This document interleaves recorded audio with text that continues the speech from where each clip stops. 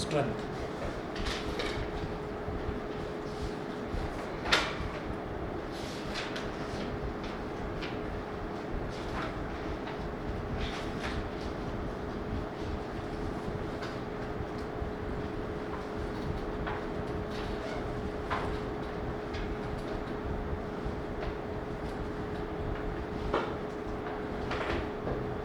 Die electric strength, di ठीक है। Die electric strength में क्या है कि हम ये देखते हैं कि डाई इलेक्ट्रिक है क्या।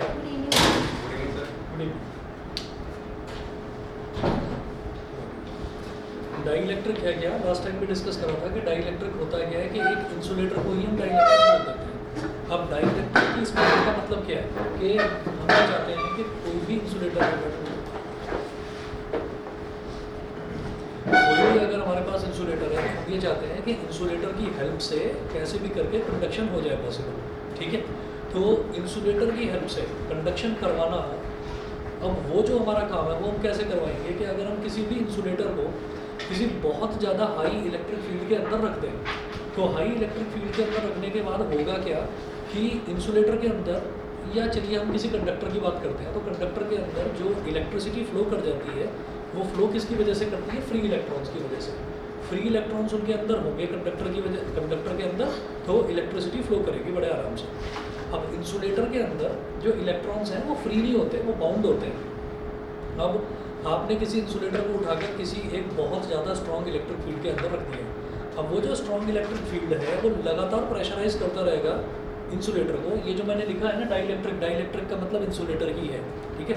तो वो इंसुलेटर को यानी कि डाइलेक्ट्रिक को लगातार हाई स्ट्रॉन्ग इलेक्ट्रिक फील्ड लगातार प्रेशराइज करता रहेगा कि आप कंडक्शन करो करो करो। तो कंडक्शन कैसे कर पाएगा, उसके कुछ आउटर मोस्ट इलेक्ट्रॉन्स, 1 2 3 या 4 बहुत कम इलेक्ट्रॉन्स, वो टूटकर अलग हो जाएंगे। और जब टूटकर अलग हो जाएंगे इंसुलेटर में से, तो उनको हम क्या बोलेंगे, फ्री इलेक्ट्रॉन्स। और फ्री इलेक्ट्रॉन्स अगर एक भी मिल गया ना तो फिर करंट फ्लो करना शुरू हो जाएगा, ठीक है। तो हमको फ्री इलेक्ट्रॉन्स चाहिए होते हैं और फ्री इलेक्ट्रॉन्स मिलते ही कंडक्शन शुरू हो जाएगा। तो डाई इलेक्ट्रिक स्ट्रेंथ का मतलब क्या है कि आपने इलेक्ट्रिक फील्ड की वैल्यू रखी 10 वोल्ट पर मीटर और उसके अंदर एक डाई इलेक्ट्रिक को रख दिया और फिर देखा क्या करंट फ्लो हो रहा है, उन्होंने कहा नहीं हो रहा। कैसे, आपने उस डाई इलेक्ट्रिक से बल्ब को अटैच कर दिया, बल्ब ने ग्लो करना शुरू ही नहीं करा, इसका मतलब करंट फ्लो नहीं कर रहा है। आपने बढ़ा दिया, आपने कर दिया 15 वोल्ट पर मीटर इलेक्ट्रिक फील्ड को, तब भी करंट फ्लो नहीं कर रहा है।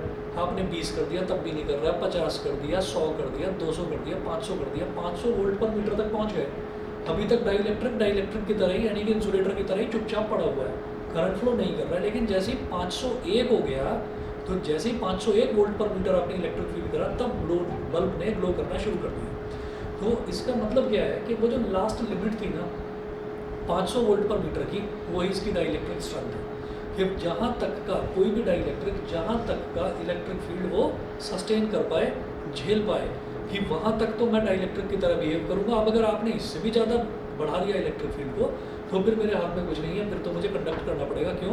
क्योंकि फिर मेरे अंदर से कुछ टूट कर इलेक्ट्रॉन्स, फ्री इलेक्ट्रॉन्स निकलने लगेंगे और फ्री इलेक्ट्रॉन्स जैसे ही अवेलेबल हो जाएंगे, देन इंसुलेटर यानी कि dielectric will also behave like a conductor, ठीक है। तो वही चीज़ है, वो आप नोट कर लीजिए इसमें। समझ में आ गया सभी को, ठीक है। तो एक्सटर्नल इलेक्ट्रिक फील्ड, एक स्ट्रॉन्ग इलेक्ट्रिक फील्ड क्या करेगा, वो इंसुलेटर को लगातार प्रेशराइज करता रहेगा कि उसमें से कुछ इलेक्ट्रॉन्स टूटकर बाहर निकल जाएं। जैसे ही इलेक्ट्रॉन्स टूटकर बाहर निकलेंगे तो इलेक्ट्रॉन्स, फ्री इलेक्ट्रॉन्स जैसे ही मिले तो फ्री इलेक्ट्रॉन्स की वजह से करंट का फ्लो होता है, तो वो कंडक्टर की तरह बिहेव करने लगेगा। नोट करिएगा डाई इलेक्ट्रिक स्ट्रेंथ में, when a dielectric is placed in a very high electric field, when a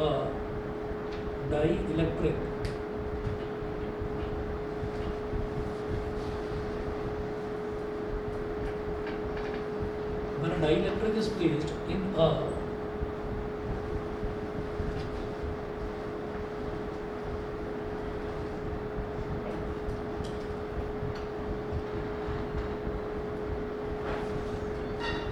a dielectric is placed in a very high electric field,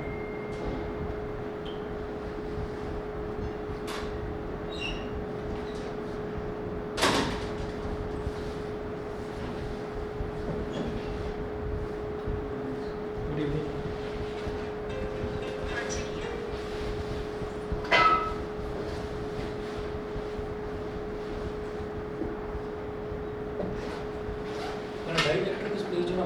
electric field, comma, the outer electrons may get detached.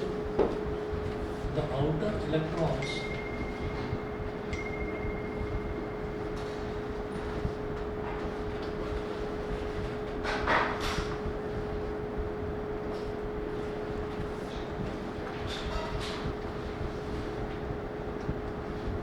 when a dielectric is placed in a very high electric field, the outer electrons may get detached from their parent atoms, may get detached from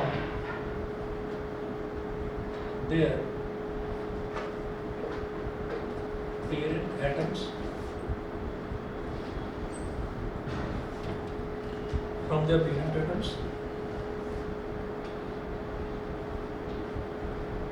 and due to these free electrons,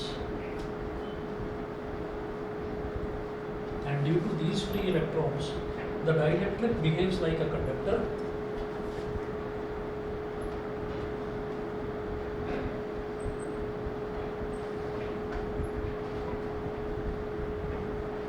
The dielectric behaves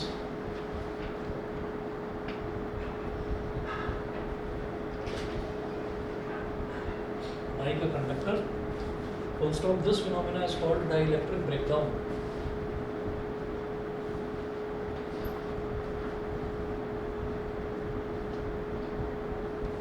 This phenomena is called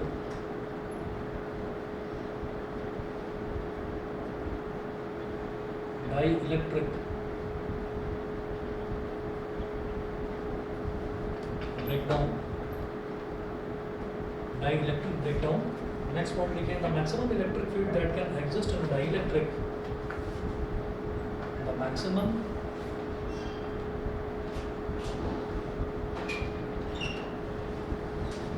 electric field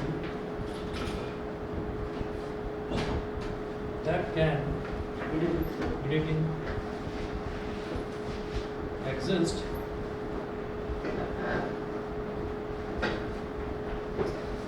maximum electric field that can exist in a dielectric without causing the breakdown of its insulating property, without causing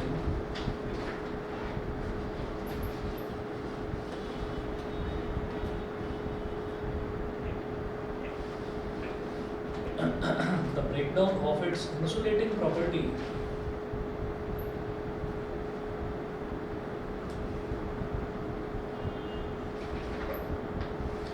without causing the breakdown of its insulating property, is called dielectric strength of the material. Is called dielectric strength.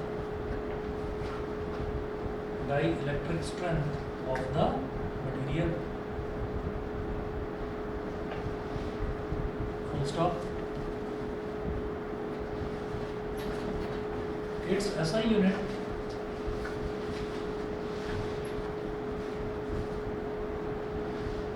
is also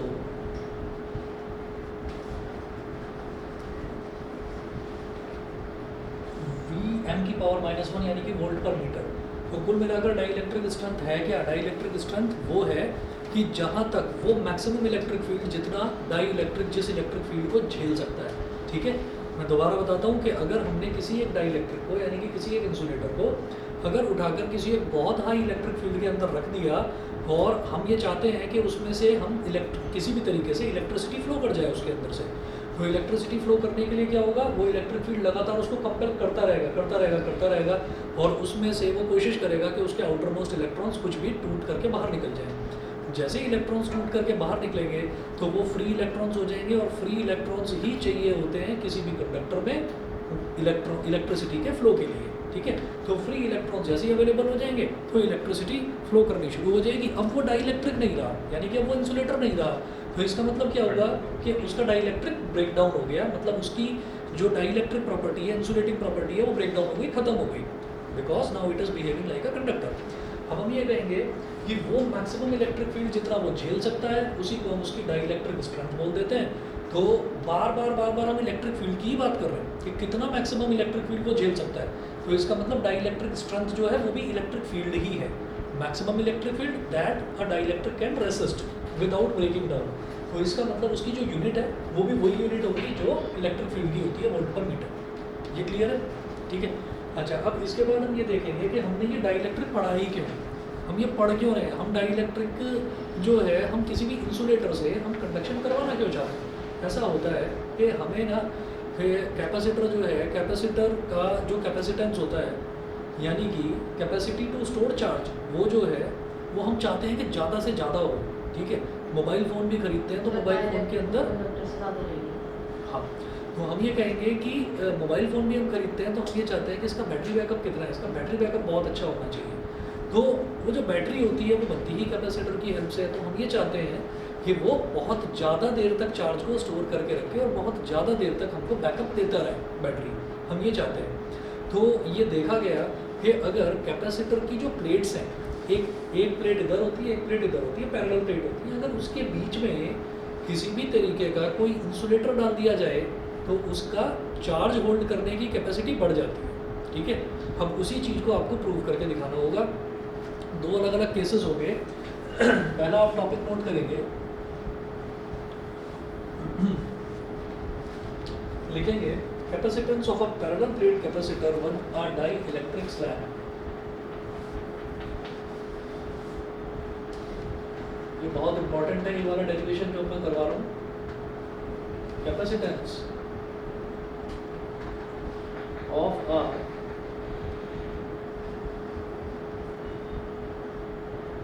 capacitance of a parallel plate capacitor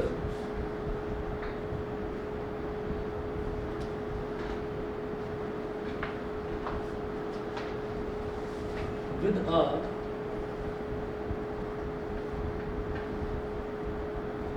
dielectric slab. Slab का मतलब आप समझ गए होंगे, dielectric का एक टुकड़ा। अगर एक स्लैब, एक टुकड़ा कैपेसिटर की प्लेट्स के बीच में इंसर्ट कर दिया जाए तो उससे कैपेसिटेंस पर क्या फ़र्क पड़ता है, ये देखते हैं। तो आप क्या करें, सबसे पहले यहाँ पर एक डायग्राम बना लीजिए पैरेलल प्लेट कैपेसिटर के लिए।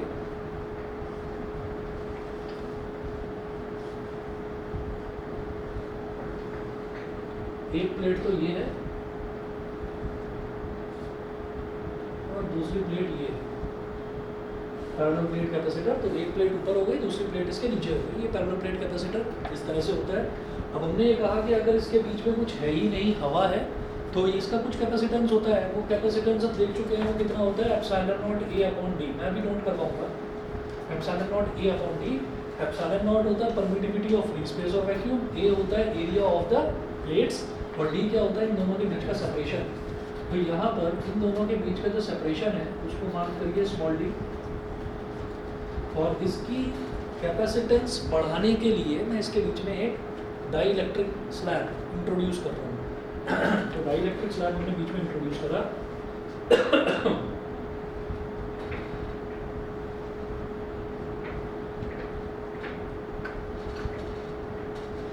अच्छा, और हम ये कहते हैं कि जब किसी कैपेसिटर की बात करते हैं तो उसमें जो दो प्लेट्स होती हैं, एक पॉजिटिव प्लेट होती है, एक नेगेटिव प्लेट। पॉजिटिव प्लेट का मतलब जहाँ पर सारा पॉजिटिव चार्ज डिस्ट्रीब्यूटेड है, नेगेटिव प्लेट जहाँ पर सारा नेगेटिव चार्ज डिस्ट्रीब्यूटेड है। तो मैंने बोला कि चलिए ये वाली जो प्लेट है ये हमारी पॉजिटिव चार्ज वाली प्लेट है, ये जो नीचे वाली प्लेट है ये सारी नेगेटिव चार्ज वाली प्लेट है। ठीक है। तो जो इलेक्ट्रिक फील्ड है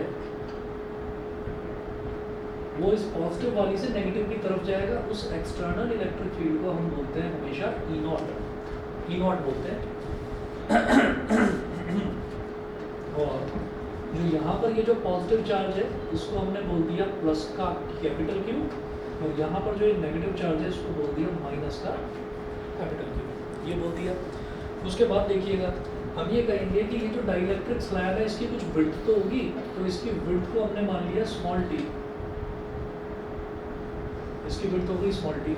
मैं ये जानता हूँ कि जब भी कभी मैं किसी डाइइलेक्ट्रिक स्लैब को कहीं पर भी इंट्रोड्यूस करूँगा तो इंट्रोड्यूस करने के बाद क्या होगा कि यहाँ पर इसके अंदर कुछ इलेक्ट्रॉन्स होंगे, उनमें एजिटेशन शुरू होगा।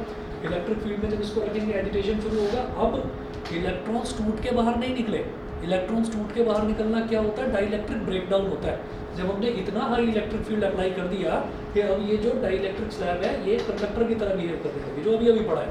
तो कंडक्टर वाला काम तो नहीं कर रहा मैं क्या देखूंगा कि इसमें से पॉजिटिव चार्ज इधर है, तो जितना भी इसके अंदर नेगेटिव चार्ज होगा वो सारा का सारा यहाँ इकट्ठा हो जाएगा, because negative gets attracted towards the positive charge. ठीक है, इसी तरीके से इसके अंदर जितना भी पॉजिटिव चार्ज है वो इस नेगेटिव प्लेट की तरफ सारा इकट्ठा हो जाएगा। ठीक है, ये चीज़ हम कई बार देख चुके हैं पहले भी। अच्छा, तो इसका मतलब क्या है कि यहाँ अंदर एक इलेक्ट्रिक फील्ड इंड्यूस हो जाएगा, and that induced electric field is called EP, capital E और सब्सक्रिप्ट में लिखिए P। P is for polarisation, polarised electric field. O is for outer या एक्सटर्नल इलेक्ट्रिक फील्ड। ठीक, अच्छा, अब यहाँ पर जो अंदर चार्ज आया है ड्यू टू पोलराइजेशन, उसको मैं क्या बोलूँगा? नेगेटिव चार्ज जो इधर इस कॉर्नर पर जो नेगेटिव चार्ज इकट्ठा हुआ है उसको हमने बोल दिया -QP, और इस वाले कॉर्नर पर जो पॉजिटिव चार्ज इकट्ठा हुआ है इसको हमने बोल दिया प्लस का QP। अवंतिका दिखाई दे रहा है?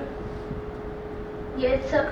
ठीक है, प्लस QP माइनस QP। तो अगेन इलेक्ट्रिक फील्ड पॉजिटिव से नेगेटिव की तरफ जाता है, तो डाइइलेक्ट्रिक के अंदर इलेक्ट्रिक फील्ड पॉजिटिव से नेगेटिव मतलब ऐसे जा रहा है, और एक्सटर्नल इलेक्ट्रिक फील्ड हमारा ऐसे है। तो एक्सटर्नल इलेक्ट्रिक फील्ड ऑब्वियस सी बात है कि dielectric is an insulator. Insulator के अंदर इलेक्ट्रिक फील्ड उतना ज़्यादा तो होगा नहीं जितना मतलब वैसे किसी मीडियम के अंदर होता है। तो हम ये कहेंगे कि सीधी बात है कि भाई ये जो एक्सटर्नल इलेक्ट्रिक फील्ड है ये इस पोलराइज्ड इलेक्ट्रिक फील्ड से तो ज़्यादा ही होगा, क्योंकि इसकी वजह से ये चीज़ प्रोड्यूस हो रही है।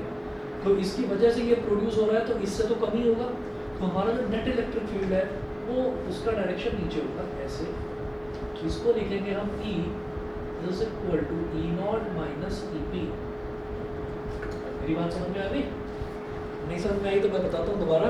मान लो ये जो E0 है, मान लो इसकी वैल्यू 10 वोल्ट पर मीटर है नीचे की तरफ, और ये जो EP है इसकी वोल्ट 1 वोल्ट पर मीटर है ऊपर की तरफ। तो हमारा नेट इलेक्ट्रिक फील्ड कहाँ हो जाएगा? नीचे की तरफ 10 माइनस 1, उसमें से वो 1 वोल्ट पर मीटर को सब्ट्रैक्ट कर देंगे, तो 10 माइनस 1, यानी कि E0 में से ये जो जरा सा इलेक्ट्रिक फील्ड अंदर डेवलप हुआ है इसको सब्ट्रैक्ट कर दो, तो net electric field will be downwards. Clear है? ठीक है, अच्छा। अब ये जो है इस पर बस मेंशन कर लीजिए कि what is this? This is a dielectric slab.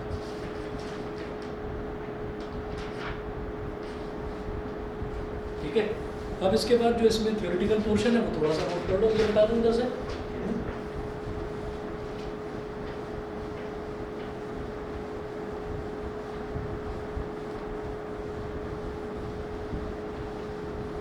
अच्छा, मैंने नोट्स दे दिए हैं हमने, और 1 या 2 दिन के अंदर प्रिंट आउट आ जाएगा, तो मैं आपको सबको डिस्ट्रीब्यूट कर दूँगा। ठीक है, तो फिर सारी चीज़ें जो हैं वो नोट करने की ज़रूरत नहीं रहेगी। ठीक है,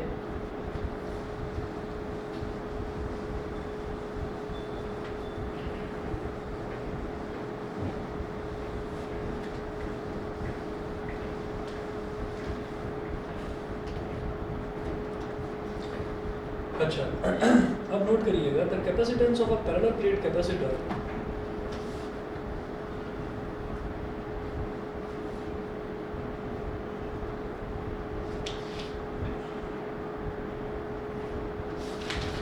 the capacitance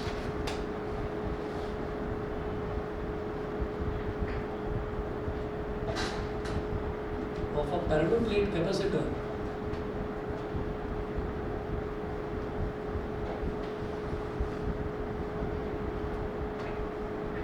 of plate area capital A and plate separation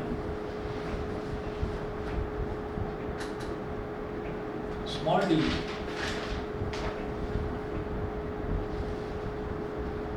is given as C naught is equal to epsilon naught A upon D। इसको बोलिए इक्वेशन नंबर 1।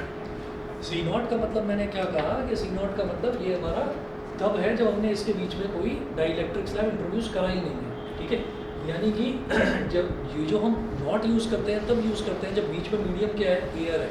ठीक है, तो C naught is equal to epsilon not A upon D, इसका हमने एक derivation करा था, ये फॉर्मूला है सीधा सीधा, ठीक है। अच्छा, उसके बाद आप नोट करें, suppose initially the charges on the capacitor plates, suppose initially the charges on the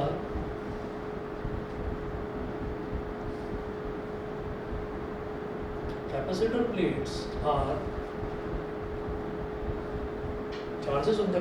plates are plus minus q। Initially capacitor plates पर चार्जेस प्लस माइनस क्यू है, बिल्कुल यही है।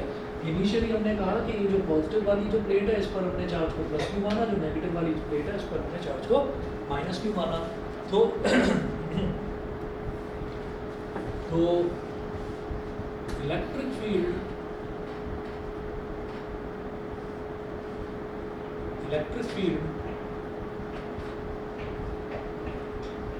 Between the plates will be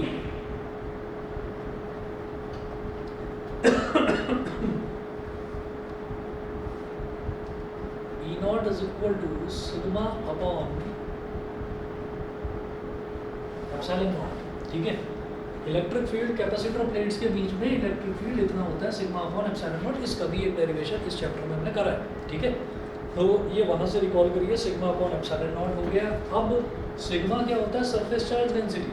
surface charge density मैं इसको ऐसे लिख सकता हूँ, sigma multiplied by 1 upon epsilon not, ऐसे लिखा जा सकता है सिग्मा अपॉन एप्सिलॉन नॉट को। And what is this sigma? This is charge per unit area. Sigma क्या होता है? चार्ज डिवाइडेड बाई एरिया, तो charge per unit area. Charge कितना लिया? कैपिटल क्यू लिया, और एरिया कितना लिया? कैपिटल ए लिया, तो charge upon area multiplied by 1 upon epsilon not. या फिर आप इसको ऐसा कह दीजिए, इन दोनों को मल्टीप्लाई कर दो, क्यू अपॉन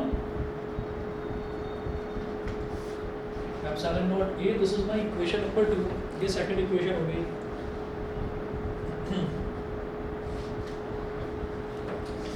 नेक्स्ट पॉइंट लिखे हैं, now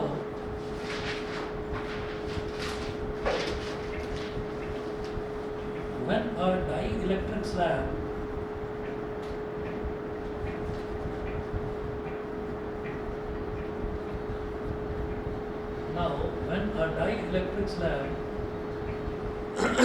of thickness small t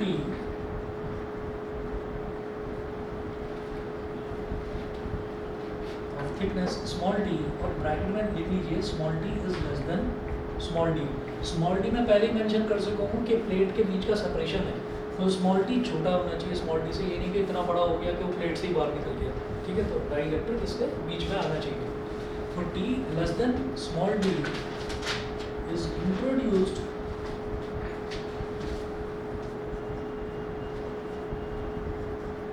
between the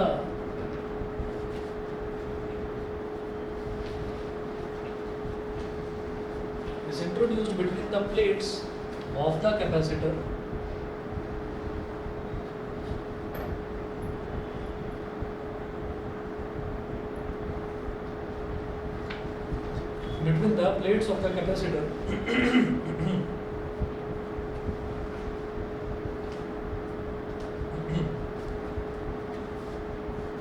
bracket में लिखिएगा as shown comma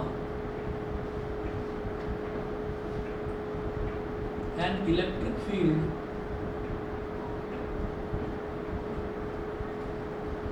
EP gets induced in the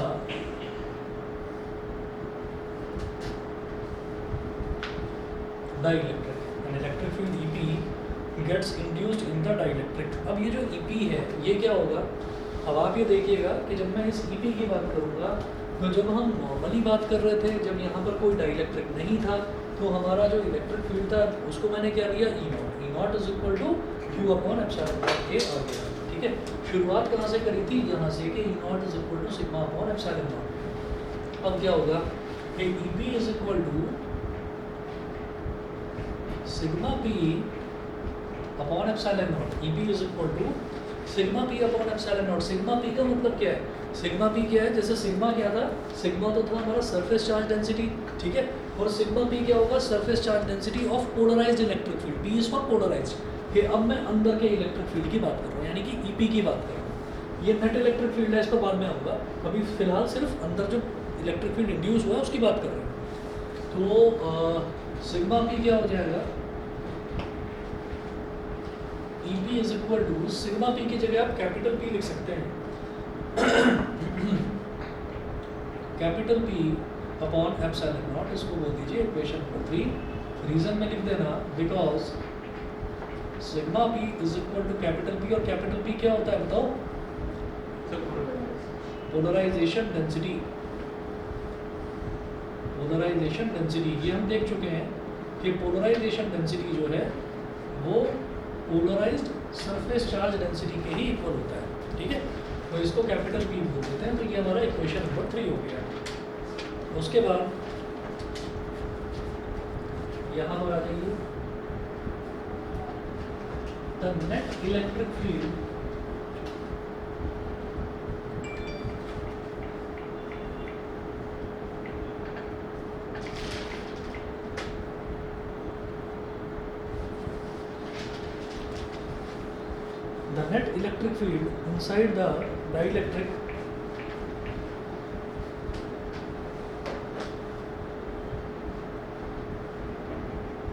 inside the dielectric is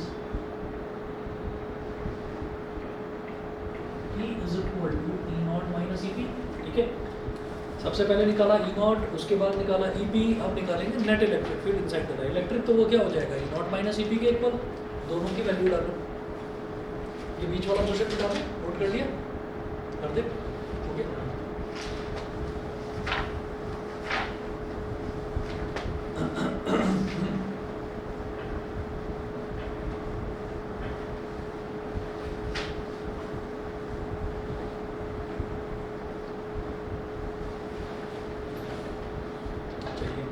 E is equal to हो गया E नॉट माइनस EP।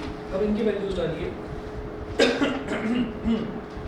एक काम करते हैं कि जैसे हमारे पास E is equal to E not minus EP है, तो E is equal to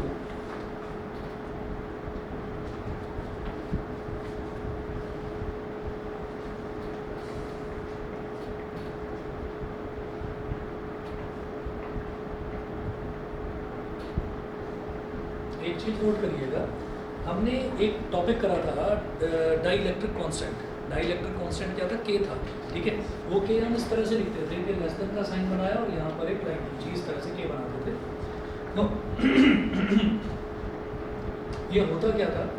it is the ratio of original electric field to the reduced electric field. Reduced electric field क्या है? E not minus EP। तो ये किसके equal हो जाता था? ये डाइलेक्ट्रिक कांस्टेंट K के इक्वल होता था। ये थोड़ा सा अजीब सा K बनाते हैं, इसको हम लेस देन का साइन बनाकर यहाँ पर एक लाइन खींच देते हैं, ठीक है। This is called dielectric constant.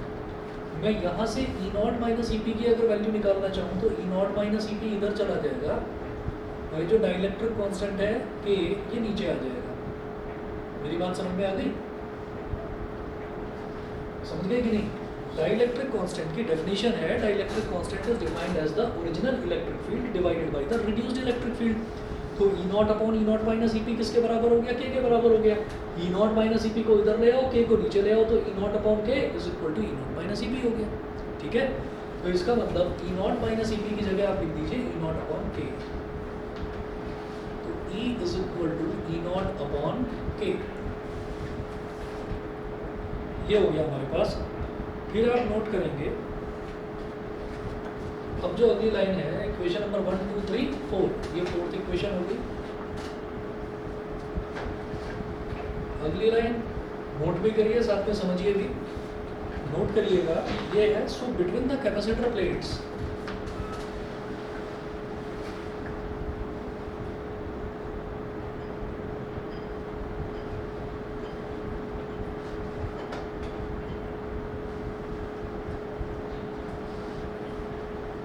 between the capacitor plates the field capital E exists over a distance small t. The field capital E exists over a distance small t, and field E naught and field E naught exists over the remaining distance, exists over the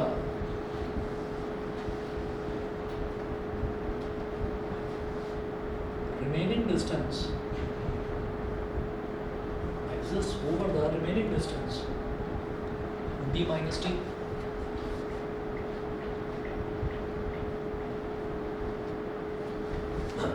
Remaining distance d minus t. ये समझ में आया कि नहीं है बता दो। देखिए जो हमारा नेट इलेक्ट्रिक फील्ड है E, वो नेट इलेक्ट्रिक फील्ड एग्जिस्ट कहाँ पर कर रहा है? वो सिर्फ इस डाइलेक्ट्रिक के अंदर एग्जिस्ट कर रहा है।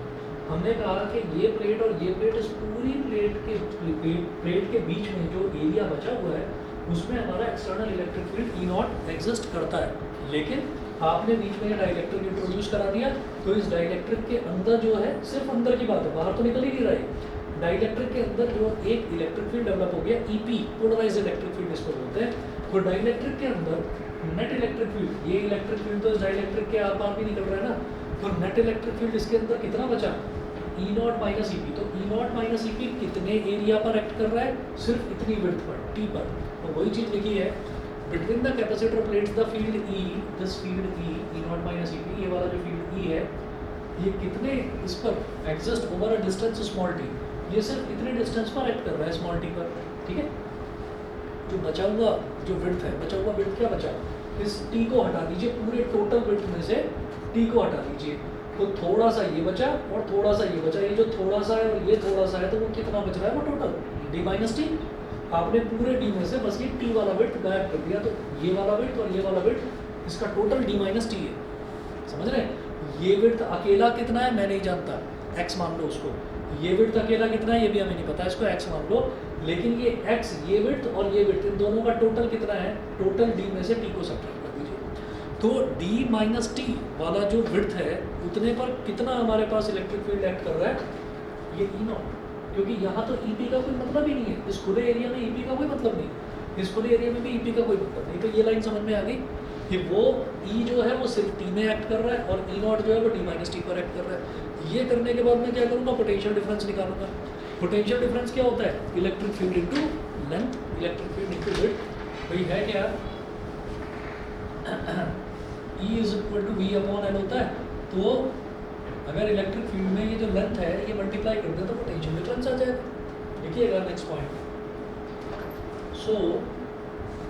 So potential difference between capacitor plates is, PD लिख दीजिए, potential difference between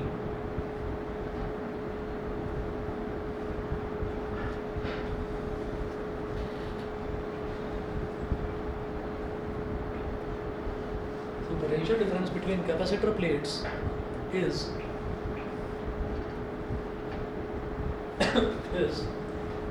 capital V is equal to E into T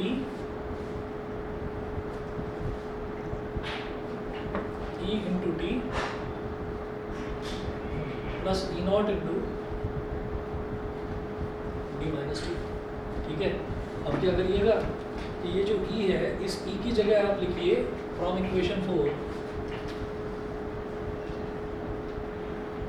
E not upon K multiply by T plus E not into D minus T. Reason में लिख देना from 4, equation number 4 से हमने ये value डाल दी है पर E की जगह E नॉट अपॉन K। क्यों करा? ताकि इधर भी E नॉट है, इधर भी E नॉट है, दोनों कॉमन आ जाए।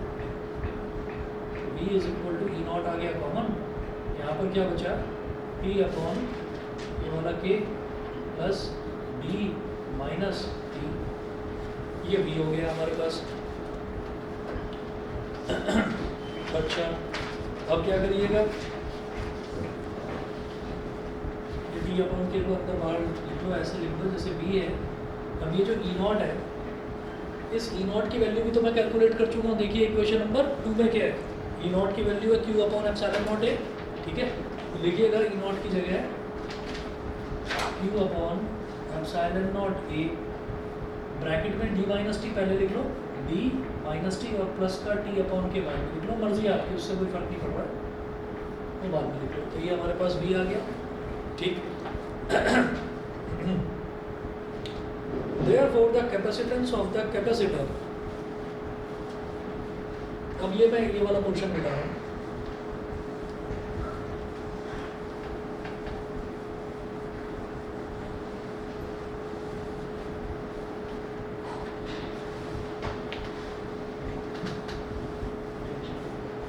तो लिखिएगा therefore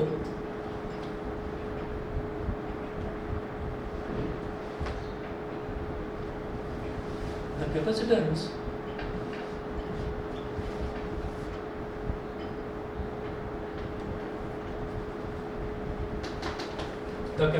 of the capacitor on introduction of dielectric slab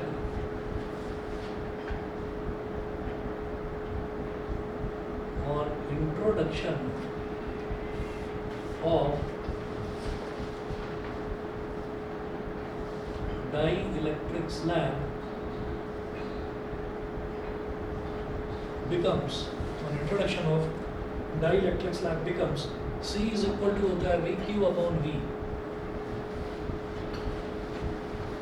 C is equal to Q upon V। तो Q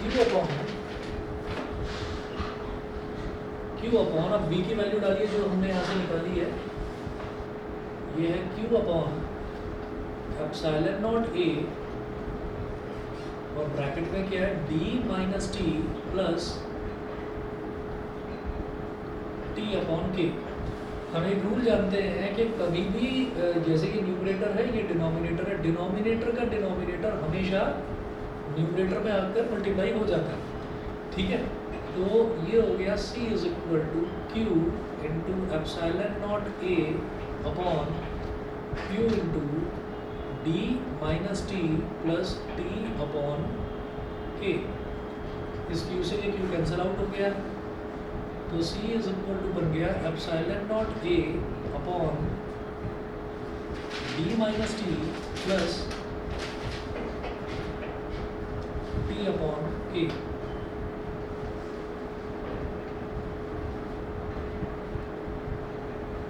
ठीक है, नॉर्मली क्या था, सी नॉट क्या था, epsilon not A upon D था, ठीक है। अब एक चीज़ देखिएगा कि डी माइनस टी, एक तो डी में से जो डाइलेक्ट्रिक स्लैब है उसकी थिकनेस सब्ट्रैक्ट हो रही है, थिकनेस सब्ट्रैक्ट हो रही है, तो सब्ट्रैक्ट होने का मतलब क्या है कि जो डिनोमिनेटर वाला टर्म है, डिनोमिनेटर वाला टर्म थोड़ा छोटा हो रहा है। मेरी बात समझ में आ रही है, डी में से एक तो टी सब्ट्रैक्ट हुआ तो डिनोमिनेटर वाला टर्म थोड़ा छोटा हो रहा है, उस छोटे में उस थिकनेस को आप ऐड कर रहे हैं, but that is divided by dielectric constant. तो ये जो थिकनेस है ये और कम हो गई, बहुत ही कम हो गई ये वैल्यू। क्यों? क्योंकि इसको डाइलेक्ट्रिक कांस्टेंट से डिवाइड करा जा रहा है। तो अगर किसी भी वैल्यू को डिवाइड करा जाता है तो वो वैल्यू छोटी हो जाती है। भाई आप करके देखिए, 10/2 करके देखो तो 5 हो जाएगा, वैल्यू छोटी हो गई ना। तो आप ये देखिएगा कि ये जो डिनोमिनेटर है ये उस डी से, जो epsilon not A upon D था, जो इक्वेशन नंबर 1 में लिखा था, उससे छोटा ही आएगा। और जब किसी फ्रैक्शन में डिनोमिनेटर डिक्रीज होता है तो ओवरऑल फ्रैक्शन की वैल्यू बढ़ती है। समझ गए? तो इस तरह से एक डाइलेक्ट्रिक स्लैब को इंट्रोड्यूस करने पर हो क्या रहा है कि हमारा जो कैपेसिटेंस की वैल्यू है वो बढ़ रही है। कैपेसिटेंस की वैल्यू बढ़ने का मतलब क्या है? चार्ज स्टोर करने की उसकी कैपेसिटी बढ़ रही है। समझ में आ गया? ठीक है। एक स्पेशल केस उसमें आता है। स्पेशल केस को कभी भी नज़रअंदाज मत करना, क्योंकि स्पेशल केस क्वेश्चन में जरूर आएगा, साथ में जरूर वो चिपका कर देते हैं। ठीक है, तो वो जरूर करना, नोट करिएगा, नोट करिएगा यहाँ पर स्पेशल केस। इसको अप्रॉक्स कर दो, हाँ लिखिएगा।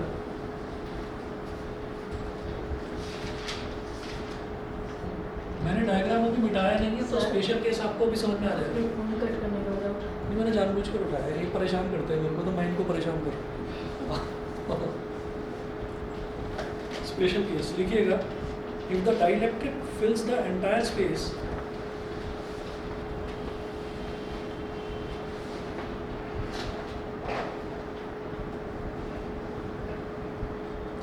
ये एक फ़ोन आता है बायो सिटी हेल्थ केयर से, भाई फ़ोन उठाकर ना उनकी बातें मत सुनना, वो तुम्हें इतना डरा देंगे जैसे पता नहीं तुम बस मरने ही वाले हो। वो इस तरह से इतना सारी चीज़ें बता देंगे तुमको, तो ज़्यादा बातें मत करना, उनसे कह देना कि हाँ मैं बाद में कर दूँगा। डराने लगता है फालतू में, कहते हैं कि आजकल कैंसर हो रहा है, आजकल हार्ट अटैक हो रहा है, आजकल डायबिटीज़ हो रही है, आप हेल्थ कवर ले लो। ठीक है भाई, तुम परेशान कर लो, वैसे ही आदमी परेशान है। If the dielectric fills the entire space between the plates,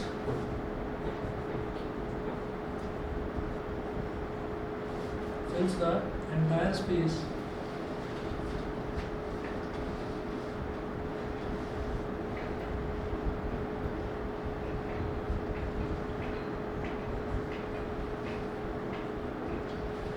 dielectric इतना चौड़ा है कि उसने पूरा का पूरा अंदर का स्पेस ही पूरा फिलअप कर दिया। इसका मतलब ये जो विड्थ है इसकी टी जो है वो डी के बराबर हो गई। ठीक है, दैट इज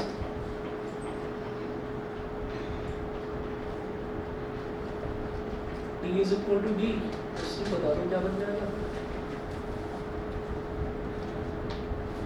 सी बन जाएगा एप्सिलॉन नॉट ए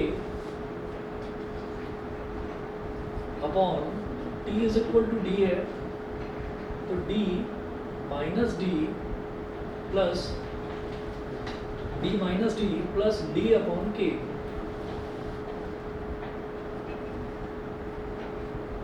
ठीक है, तो जहां पर भी टी था वहां पर मैंने डी डाल दिया, क्योंकि वो डाइलेक्ट्रिक ने पूरा का पूरा स्पेस फिलअप कर लिया, यानी कि वो इतना चौड़ा है कि वो पूरा का पूरा एग्जैक्टली फिक्स बैठ गया उसके बीच में। ठीक है, तो जितना उसका प्लेट सेपरेशन है उतना ही उसका विड्थ है। अब क्या बचा, epsilon not A upon D upon के, तो डिनोमिनेटर का डिनोमिनेटर न्यूमरेटर में आ जाता है, ये बीच का पोर्शन मिटा दूंगा।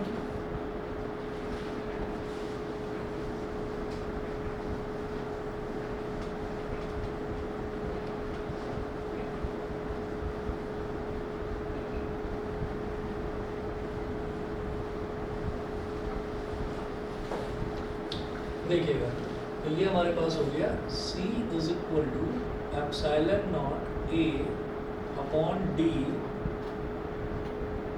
इंटू के, ऐसे लिख दूँ, और C is equal to C not into K, ऐसे लिखा जा सकता है। लिखिएगा फ्रॉम इक्वेशन। कुछ पूछ रहे हो रुद्राक्ष? कुछ पूछ रहे हो? अच्छा, अभी ऐसा कर रहा है, मुझे लगा कुछ।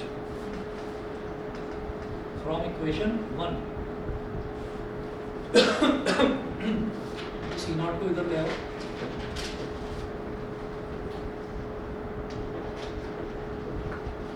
K is equal to C upon C not. अब नोट करिएगा, 10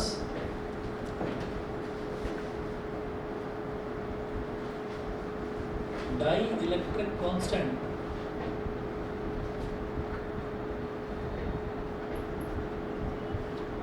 may also be defined as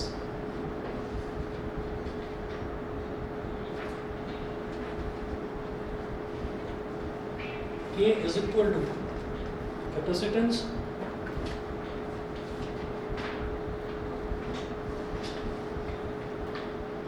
with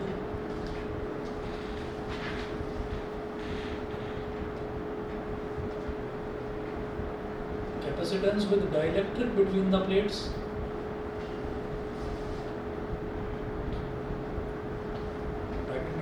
upon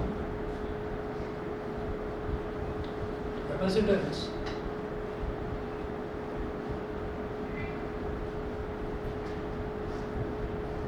vacuum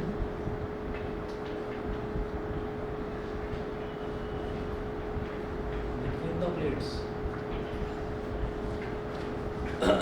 ठीक है, तो डाइलेक्ट्रिक कांस्टेंट की एक ये नई डेफिनेशन भी है कि अगर हमारे पास C अपॉन सी नॉट करके भी हम उसको निकाल सकते हैं, ज़रूरी नहीं है कि सिर्फ इलेक्ट्रिक फील्ड की ही ज़रूरत पड़े।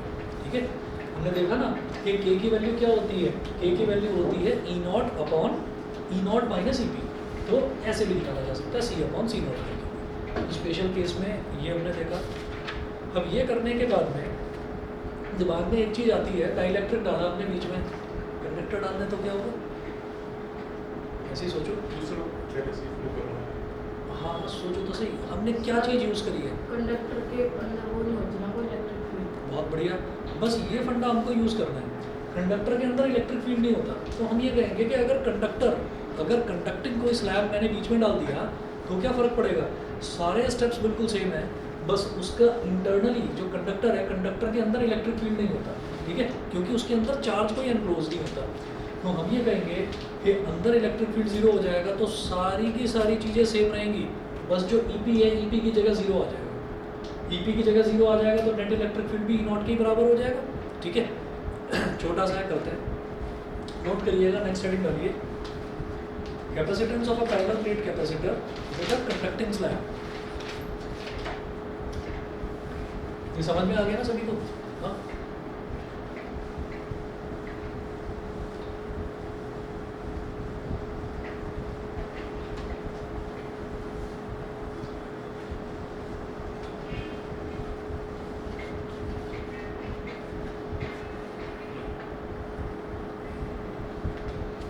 हेडिंग डालिएगा, capacitance of a parallel plate capacitor with a conducting slab.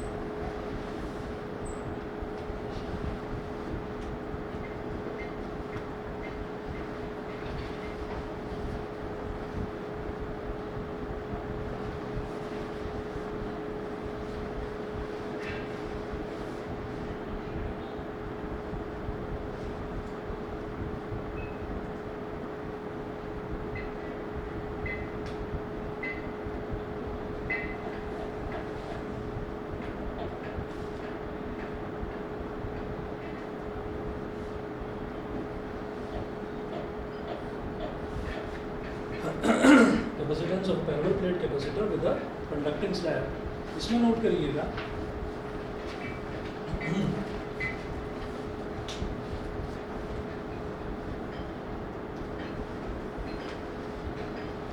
consider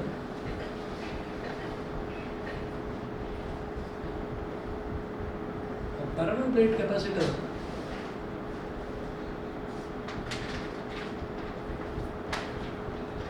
with plate area capital A and plate separation small d, ठीक है। Then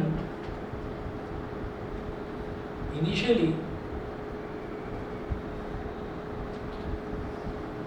C0 is equal to epsilon naught A upon D, वही जो इससे पहले वाले में करा था, इक्वेशन नंबर 1 इसको बोल दिया हमने, ठीक है।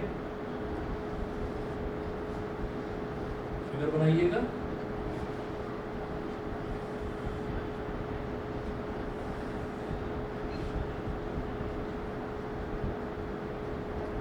ये पॉजिटिव वाली प्लेट हो गई,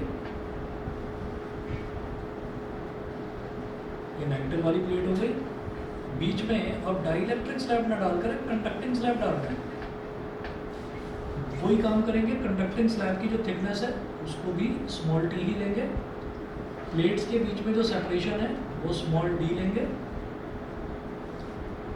यहाँ पर जो चार्ज है वो चार्ज क्या इंड्यूस होगा, इधर सारा नेगेटिव चार्ज आ जाएगा अंदर, इधर पॉजिटिव चार्ज आ जाएगा अंदर इस तरफ, और जो इलेक्ट्रिक फील्ड है इसके अंदर वाला जो इलेक्ट्रिक फील्ड है वो हो जाएगा जीरो, ठीक है, इसके अंदर, क्योंकि ये कंडक्टिंग स्लैब है। यहाँ मेंशन कर दीजिए कि ये एक कंडक्टिंग स्लैब है।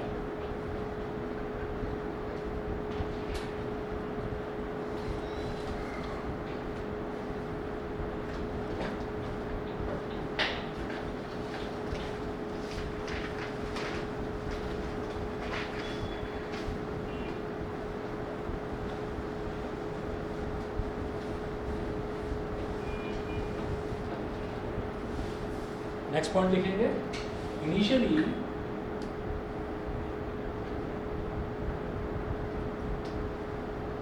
Before the insertion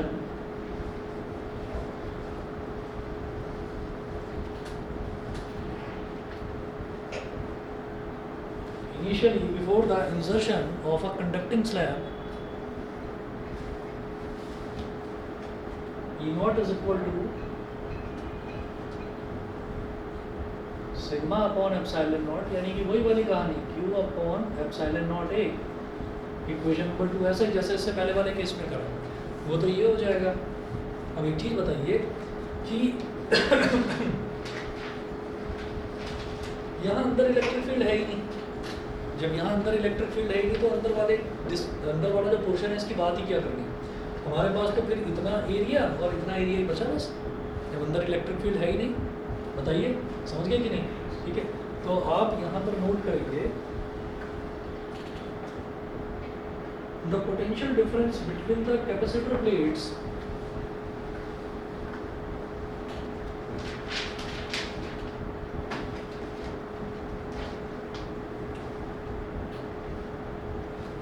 potential difference between the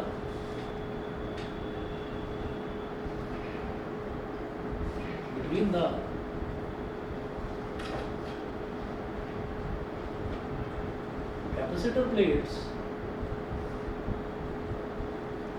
will be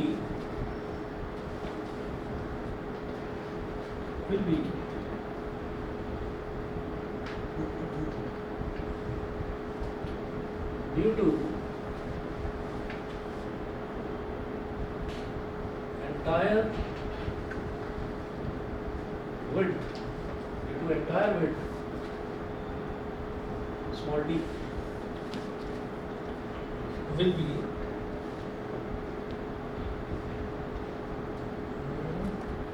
या एक काम करिए, अभी ये रहने दो, अभी बस ये लिखो the potential difference between the capacitor plates, बस पहले इतना लिखिएगा, उसको मैंने V नॉट बोल दिया। ठीक है, जैसे आपने वहाँ पर E नॉट निकाला था और E निकाला था ना, तो यहाँ पर E निकालने की तो जरूरत नहीं है क्योंकि E तो यहाँ पर 0 है। ठीक, तो यहाँ पर पहले V नॉट निकाल लो, तो V not will be E not into D. V not will be क्या हो जाएगा, E नॉट इंटू डी, और E नॉट हम निकाल चुके हैं Q upon epsilon not A, तो ऊपर आ गया D। ठीक है, इसको बोलिए इक्वेशन नंबर 3। यहाँ तक क्लियर? ठीक है, उसके बाद हम ये कहेंगे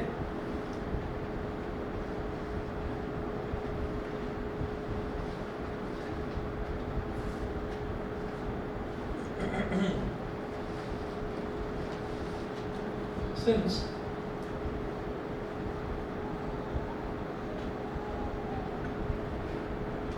electric field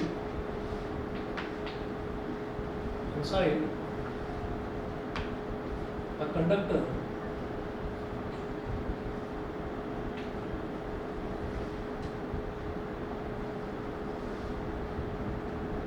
is always 0, so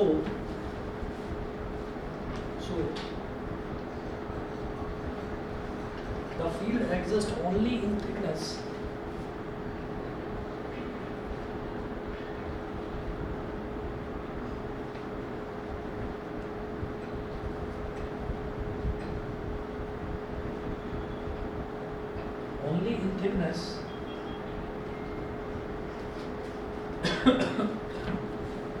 only in thickness d minus t. Therefore,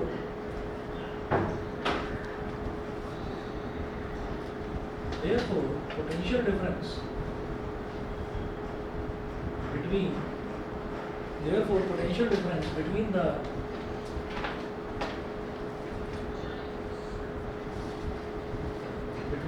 plates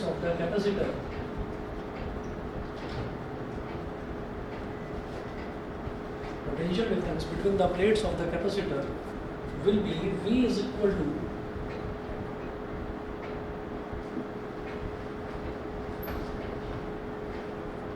E naught into D minus T। आप ये देखिएगा कि इधर वाला तो कुछ है ही नहीं, तो सिर्फ इस वाली विड्थ में और इस वाली विड्थ में ही हमारा जो इलेक्ट्रिक फील्ड है वो एग्जिस्ट करेगा, यानी कि पोटेंशियल डिफरेंस भी यहाँ पर और यहीं पर होगा। अंदर तो पूरा का पूरा इलेक्ट्रिक फील्ड 0 है, तो V is equal to E not into D minus T. E naught की वैल्यू डालिए,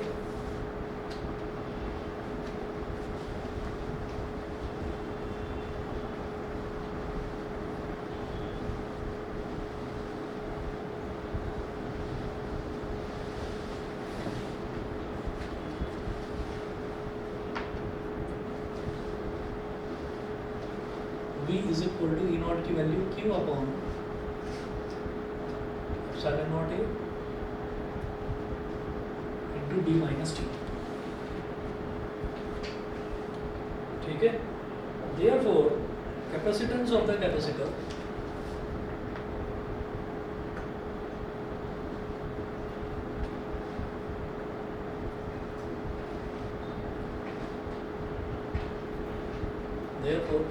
of a capacitor in the presence of a conducting slab becomes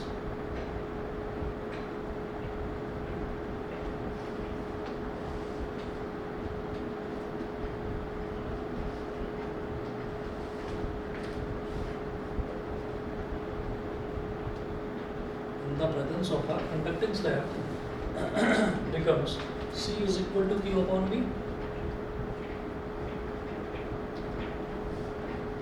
अब यहाँ पर Q जो है, Q को तो Q ही रहने दो और V की जगह लिखिएगा Q upon epsilon not A into D minus T.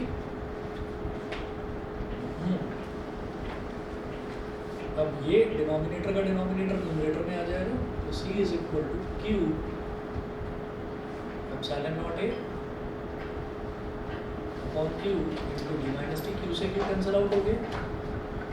इसको थोड़ा अलग तरीके से लिखिए, C is equal to epsilon not A into 1 upon D minus T. ठीक है, ये मैं ऐसा क्यों लिख रहा हूँ कि जैसे epsilon not A into 1 upon D minus T है, मैंने क्या करा, मैंने D से इसको डिवाइड कर दिया, D से नीचे मल्टीप्लाई कर दिया, D से ऊपर मल्टीप्लाई कर दिया, चलेगा। ठीक है, ऐसा क्यों करा, क्योंकि epsilon not A upon D क्या होता है, epsilon not A upon D क्या होता है, C नॉट। ठीक है, तो लिखिएगा C is equal to C not into D upon D minus T, D upon D minus T. तो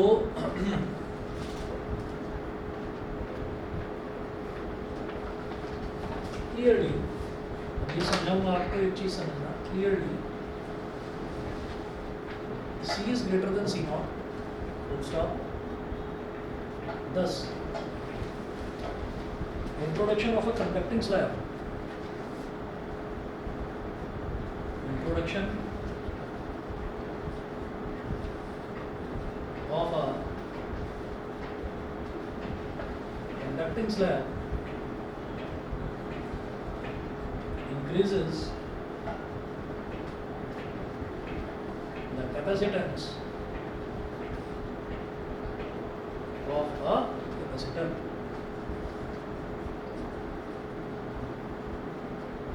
समझ रहे हैं कैसे?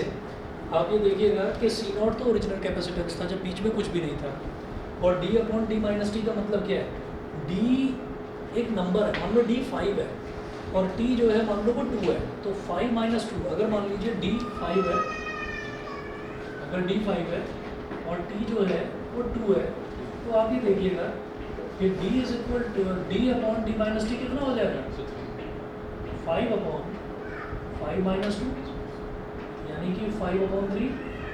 और रेशो में जब न्यूमरेटर बड़ा और डिनोमिनेटर छोटा होता है तो वो एक नंबर आता है जो कि 1 से बड़ा आता है, नंबर वो नंबर हमेशा 1 से बड़ा आता है, और 1 से बड़े नंबर को अगर किसी भी नंबर में मल्टीप्लाई करें तो वो नंबर बढ़ जाता है, उसकी वैल्यू बढ़ जाती है।